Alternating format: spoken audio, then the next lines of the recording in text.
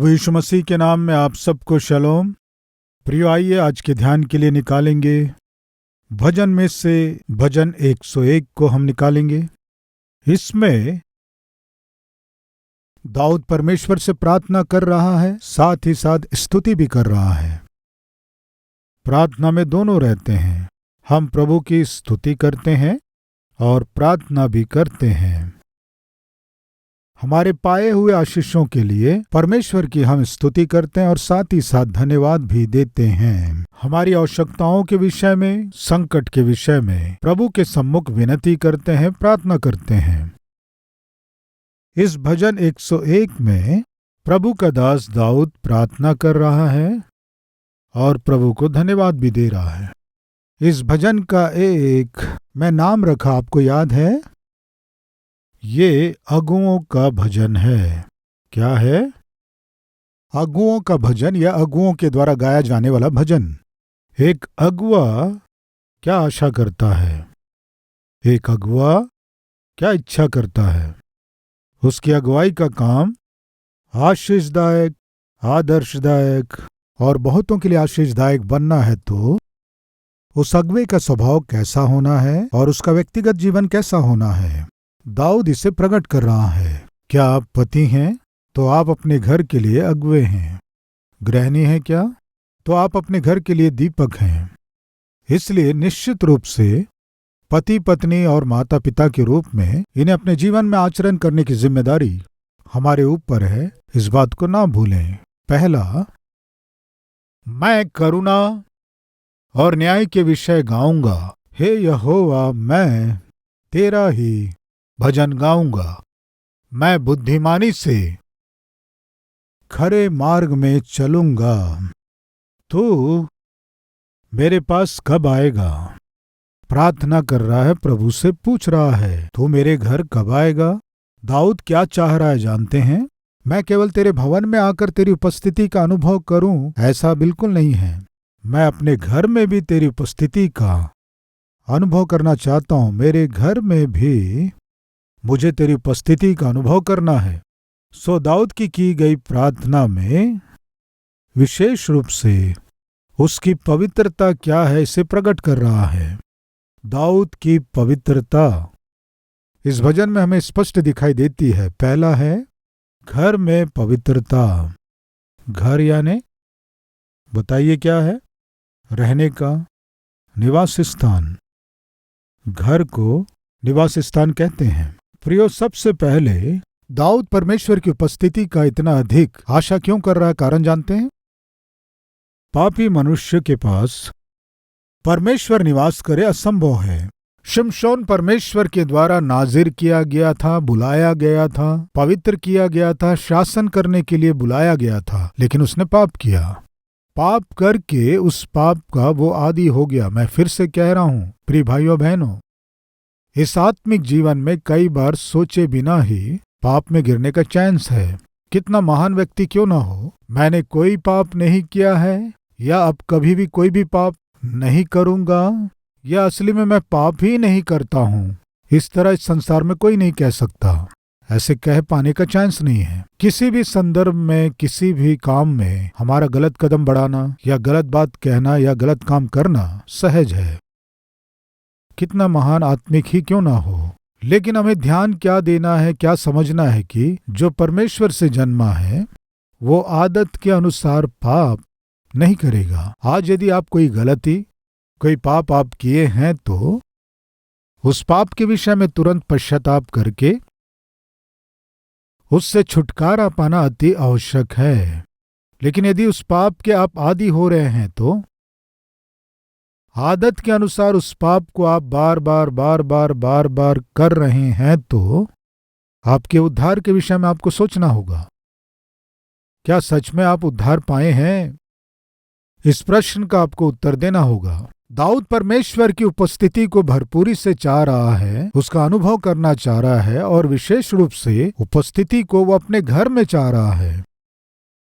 मेरे घर में परमेश्वर रहना है। परमेश्वर के भवन में परमेश्वर रहता हम जानते हैं, लेकिन परमेश्वर क्या आशा कर रहे हैं? मैं केवल भवन में ही नहीं, मैं तुम्हारे घर में भी रहना चाहता हूं।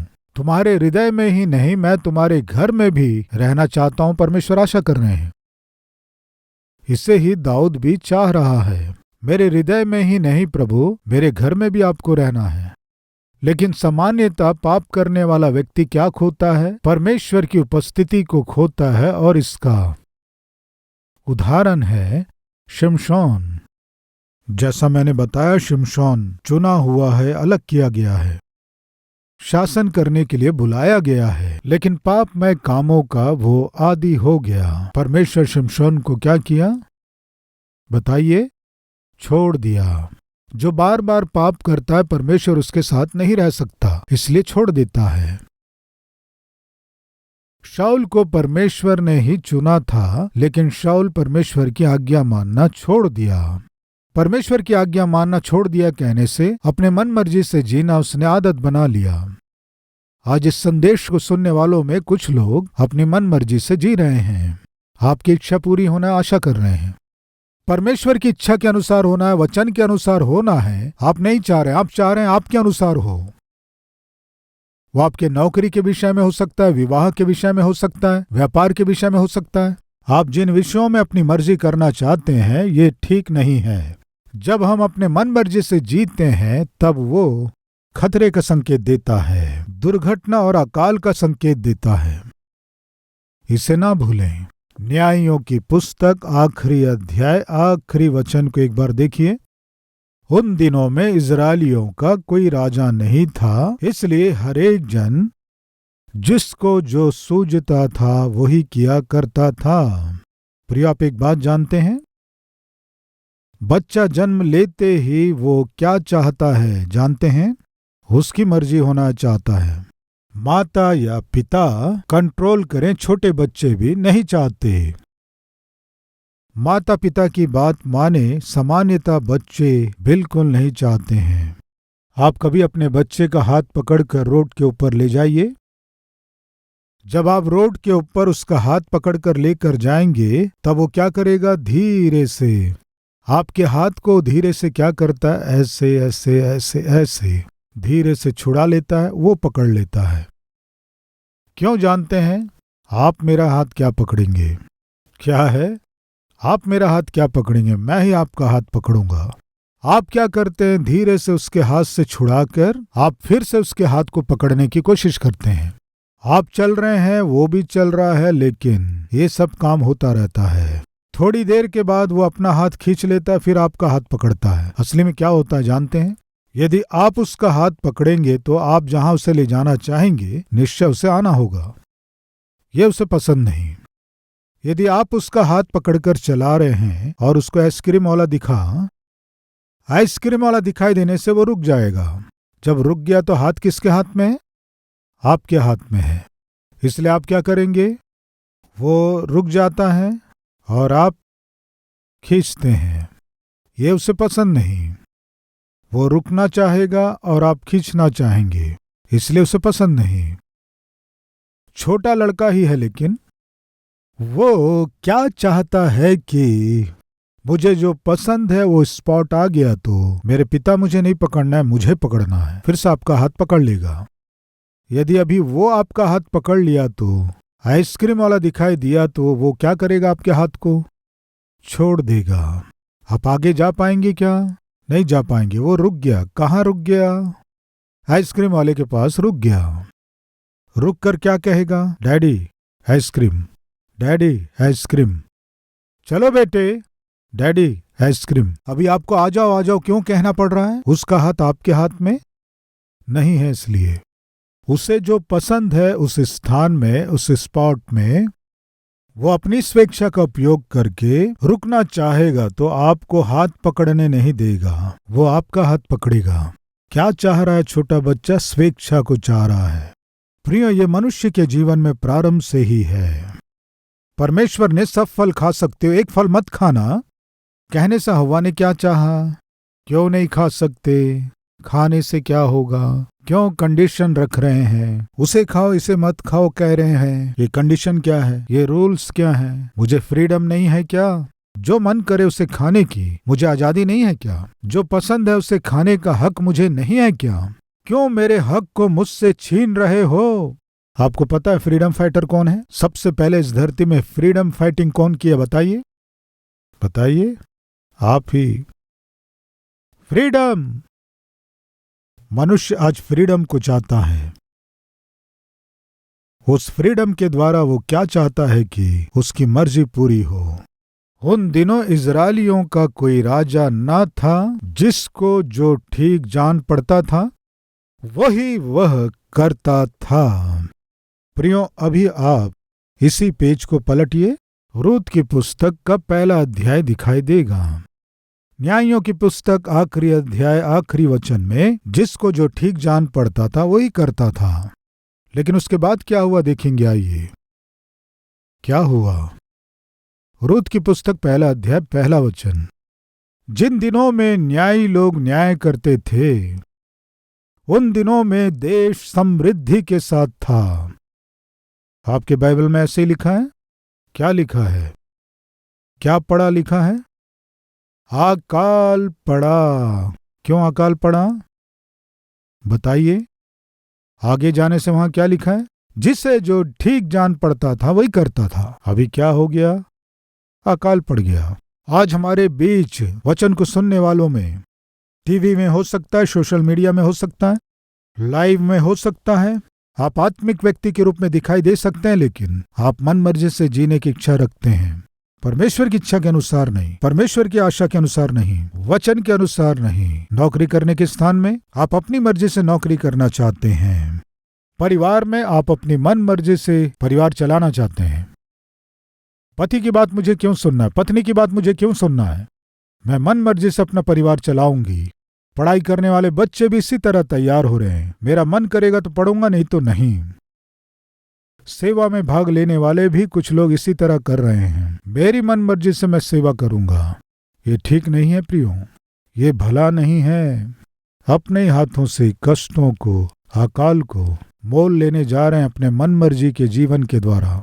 ये सब बताने का कारण क्या है कि मन मर्जी से जो जिया वो शाऊल परमेश्वर की उपस्थिति को खो दिया। जो मन मर्जी से जिया वो शिमशोन परमेश्वर की उपस्थिति को खो दिया। शिमशोन अपने आप को मार लिया और शाऊल भी अपने आप को मार लिया। लेकिन दाऊद क्या चाह रहा है? हे प्रभु, हे मेरे परमेश्वर, तेरी उपस्थिति को मैं चाहता हूं। तू कब आएगा मेरे घर में? पूछ रहा है। प्रियो, दाऊद क्या बना? एक अद्भुत राजा के रूप में। बताइए, एक अद्भुत राजा के रूप में नाम कमाया। परमेश्वर की इच्छा के अनुसार शासन को दिया। सुवर्ण काल इस तरह यदि कहा गया है तो बाइबल में वो दाऊद का शासन काल था। दाऊद के शासन काल को सुवर्ण काल कहा गया। शाऊल का शासन काल हो सकता है या दाऊद के बाद आए राजाओं का शासन काल हो सकता है। वो सुवर्ण काल नहीं था, अंधकार का काल था। परमेश्वर की उपस्थिति को खोकर शिमशोन अपने आप को मार लिया। परमेश्वर की उपस्थिति को दूर करके शाऊल भी अपने आप को मार लिया। आज मैं पूछता हूं प्रिय भाई और बहन, हम में कोई है क्या परमेश्वर के विरुद्ध जीतते हुए, वचन के विरुद्ध जीतते हुए, अधर्म का जीवन जीते हुए, परमेश्वर और परमेश्वर के वचनों का और उनकी आज्ञाओं का विरोध करने वाले कोई हैं क्या? तो फिर आपके जाने बिना ही आप प्रभु की उपस्थिति को खोने जा रहे हैं। जैसे ही आप परमेश्वर की उपस्थिति को खोएंगे, आपके जाने बिना ही एकदम से चारों ओर से शत्रु आपके ऊपर आ जाएगा। शिमशोन जब परमेश्वर की उपस्थिति को खो दिया, एकदम से शत्रु आकर शिमशोन पर हमला किया, आंखें फोड़ दिए, उसके सारे शरीर को घायल किए।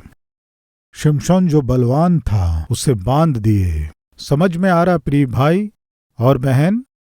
परमेश्वर की उपस्थिति को हम में से कोई अनदेखा करेंगे या परमेश्वर की मर्जी के बिना कोई काम करने से आपके जाने बिना ही परमेश्वर आपको छोड़ देगा। परमेश्वर आपको छोड़ दिया तो शैतान अपने शक्ति के साथ आकर आपके ऊपर हमला करेगा।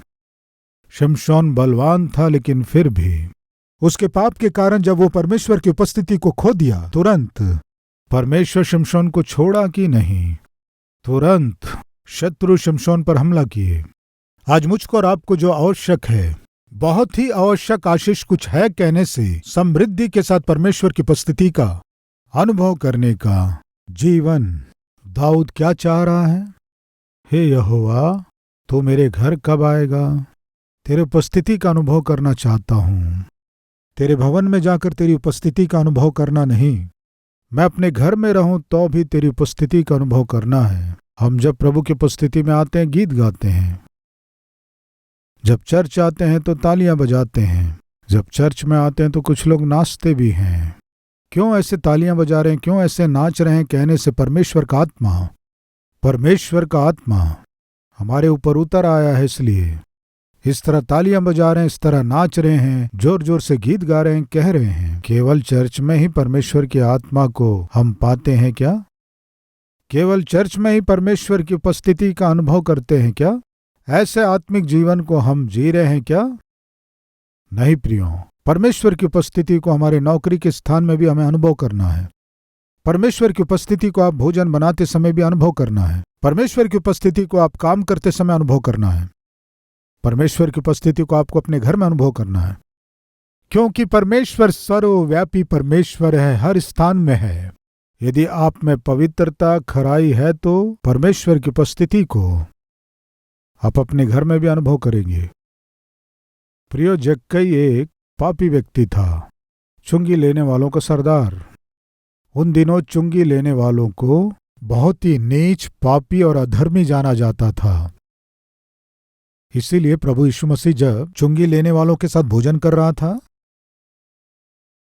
क्या बात है, ये यीशु मसीह पापियों के साथ और चुंगी लेने वालों के साथ भोजन कर रहा है।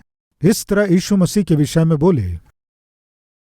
उन दिनों में चुंगी लेने वालों को बहुत पापी और अधर्मी जाना जाता था, क्योंकि वे वास्तविकता से अधिक लोगों से बलपूर्वक चुंगी वसूल करके कमीशन मारते थे। प्रियो, मैं क्या कहना चाहता हूं कि इस तरह पापी व्यक्ति और जो पाप के कमाई का आदी हो चुका था, उस जक्कई ने एक दिन सोचा, यीशु कौन है, देखना है, आशा किया। वो यीशु मसीह को देखने की आशा किया। यीशु के चारों ओर बहुत भीड़ थी और वो नाटा था, इसीलिए वह यीशु को देखने के लिए एक गुल्लर के पेड़ के ऊपर चढ़कर बैठ गया। उसी मार्ग से जाते हुए यीशु रुककर, जक्कई, झट उतरा, आज मुझे तेरे घर जाना आवश्यक है। जक्कई, आज तेरे घर में उद्धार आया है। जक्कई कह सकता था ना, प्रभु अभी नहीं, 1 महीने के बाद देखेंगे प्रभु, शादी होने के बाद देखेंगे। हम में से कुछ लोग ऐसे कहते हैं ना, शादी होने के बाद या नौकरी छूट जाने के बाद, रिटायर्ड होने के बाद, तब भक्ति करूंगा प्रभु, तब मैं आऊंगा। प्रिय, बाइबल में हम देखते हैं यीशु मसीह ने मेरे पीछे हो ले, एक व्यक्ति से कहने से उसने कहा मैं बैल के जोड़े खरीदा हूं, उन्हें परखने जाना है। एक और व्यक्ति से मेरे पीछे हो ले कहने से अभी अभी मेरा विवाह हुआ है, मैं नहीं आ सकता। एक और व्यक्ति को देखकर मेरे पीछे हो ले कहने से मेरे पिताजी अब तक जीवित हैं, उसे दफना कर आऊंगा, यानी वो मरने के बाद आऊंगा। यानी परमेश्वर के बुलाहट को स्वीकार करने के बदले बहाने बनाने वालों को हम सामान्यतः देखते हैं। आज बहाने बनाने वाले हमारे बीच नहीं है, कहेंगे क्या? जब परमेश्वर आपसे बोलता है आज ही अपने जीवन को बदल लो, आज ही अपना जीवन मुझे अर्पण करो, आज ही तुम अपने पाप को छोड़ दो, आज ही अपने हृदय को पवित्र कर लो, अपनी गंदी आदतों को छोड़ दो। जब परमेश्वर आपसे बोलता है, उसे टालने वाले नहीं हैं क्या? अभी नहीं प्रभु, बाद में प्रभु, मैं निश्चय अपना जीवन अर्पण करूंगा, लेकिन अभी नहीं, कहने वाले नहीं हैं क्या? जक्कई की विशेषता क्या है जानते हैं?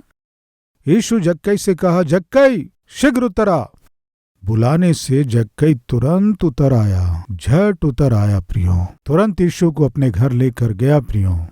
यीशु जक्कई के घर में कदम रखा कि नहीं, उस घर का सारा अंधकार निकल गया प्रियो, घर का अंधकार सारा लुप्त हो गया। धर्म का सूर्य यीशु जब कदम रखा, उस घर में अंधकार दूर हो गया। जैसे ही अंधकार दूर हो गया, जक्कई कह रहा है, प्रभु मैं अन्याय से किसी का 1 रुपया लिया हूं तो वापस मैं 4 रुपए लौटा दूंगा प्रभु, मुझे ये अन्याय की कमाई बिल्कुल नहीं चाहिए। उसे सुनकर यीशु क्या कहा जानते हैं? ये भी अब्राहम का पुत्र है। प्रिय भाइयों और बहनों, उस दिन जक्कई के घर में जब यीशु आया, जक्कई का हृदय बदल गया, उस घर का वातावरण भी बदल गया। दाऊद क्या चाह रहा जानते हैं? प्रभु, आप मेरे घर कब आएंगे? मेरे घर में तुझे रहना है। परमेश्वर आपके घर में रहना यदि आप आशा कर रहे हैं तो निश्चय आपको ईमानदारी से जीना है, धार्मिकता से जीना है, सच्चे आत्मिक व्यक्ति के रूप में जीना है। ऐसा अनुग्रह परमेश्वर हम पर करे। आइए हम प्रार्थना करें, प्रभु से कहें,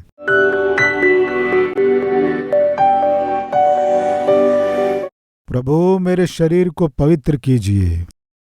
पिता मेरे शरीर को शुद्ध कीजिए। पिता, दाऊद जैसे कहा वैसे हम कह रहे हैं, आप कब आएंगे हमारे घर? कब आकर हमारे घर में रहेंगे? आइए पिता, आइए पिता, आकर हमारे साथ रहिए, हमारे घर में रहिए पिता, हमारे हृदय में रहिए पिता। पवित्र जीवन जी सके ऐसा अनुग्रह हम पर कीजिए पिता। इस वचन को आप हमारे हृदय में बोए, इसलिए धन्यवाद। इस वचन को हमारे हृदय में फलवंत कीजिए।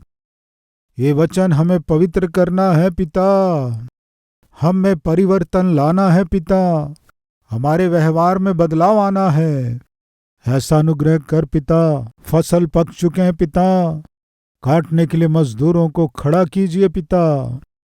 आपके सुसमाचार को ना सुनकर नाश होने वाले बहुत से लोग हैं, उन्हें प्रभु आपकी ओर सुसमाचार के द्वारा ला सके सामर्थ दीजिए। कलीसिया से, सेवा से, सुसमाचार से प्रेम करने वाले हर एक जन को उन्नति दीजिए। इस प्रार्थना में जितने सहभागी हुए हैं, हर एक के जीवन में, शरीर में, आंखों में, पिता, कामों में संपूर्ण रूप से पवित्रता हम सबको दीजिए। यीशु के नाम से मांगते हैं पिता, आमीन। इस डेली डिवोशन के द्वारा आप आशीष पाएं तो अपने मित्रों को शेयर कीजिए, लाइक कीजिए, कमेंट कीजिए। प्रभु आपको आशीष दे। शलोम।